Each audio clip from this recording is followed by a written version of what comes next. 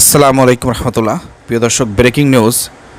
আমাদের জামাত ইসলামের একজন ভাই বাসা হচ্ছে নওগাঁর পোরশায়। পুকুরের পানিকে সেচকে কেন্দ্র করে প্রতিপক্ষের হামলায় তিনি গুরুতর আহত হয়ে রাজশাহী মেডিকেল হসপিটালে ছিলেন। দীর্ঘদিন চিকিৎসা নেওয়ার পরে আজকে এই ঈদের আগের দিন রবিবার তিনি ইন্তেকাল করেছেন। ইন্না লিল্লাহি ওয়া ইন্না ইলাইহি রাজিউন। প্রিয় দর্শক, আমাদের এই ভাইটি নিহত আফজাল তার নাম। তিনি গাঙ্গুরিয়া ইউনিয়ন জামাতের সেক্রেটারি ছিলেন এবং বড় গুন্দাইল নওপাড়া গ্রামের আব্দুল হামিদের ছেলে। আমরা তার এই মৃত্যুতে তার পরিবারের প্রতি শোক এবং সমবেদনা জ্ঞাপন করছি। সারা বাংলাদেশের জামাত ইসলামের নেতাকর্মী সমর্থক যারা আছেন, আপনাদেরকে অনুরোধ করব ভিডিওটি শেয়ার করে সর্বোচ্চ প্রতিবাদ করবেন। যারা আমাদের এই ভাইটিকে হামলা করেছিল সেই সব সন্ত্রাসীদেরকে আইনের আওতায় আনতে হবে, তাদেরকে গ্রেপ্তার করে এই হত্যার বিচার করতে হবে। এটা আমাদের পুলিশ প্রশাসনের কাছে দাবি থাকবে। এই দাবিতে আপনারা সবাই ভিডিওটি শেয়ার করে প্রতিবাদ করবেন।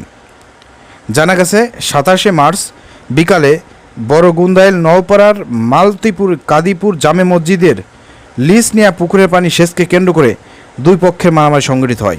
নিঃসন্দেহে আমরা বিশ্বাস করি, যেহেতু এখানে দুইটা পক্ষ তৈরি হয়েছিল, আমাদের এই নিহত যে আফজাল ভাই আছেন তিনি অবশ্যই সত্যের পক্ষে ছিলেন। কারণ তার স্বপ্ন ছিল ন্যায় ও ইনসাফ ভিত্তিক একটি সমাজ প্রতিষ্ঠা করা।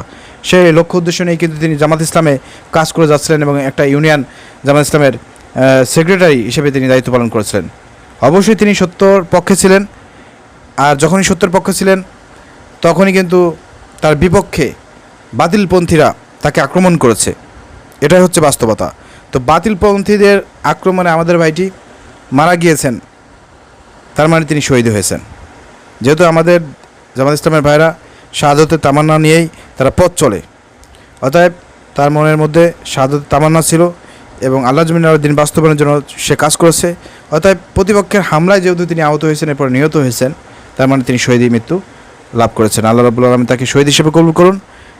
আর তার পরিবারের প্রতি আমাদের শোক এবং সমবেদনা জানাচ্ছি যে আপনারা ধৈর্য ধারণ করুন। আল্লাহ রাব্বুল আলামিন অবশ্যই আপনাদেরকে উত্তম সাজা দান করবেন।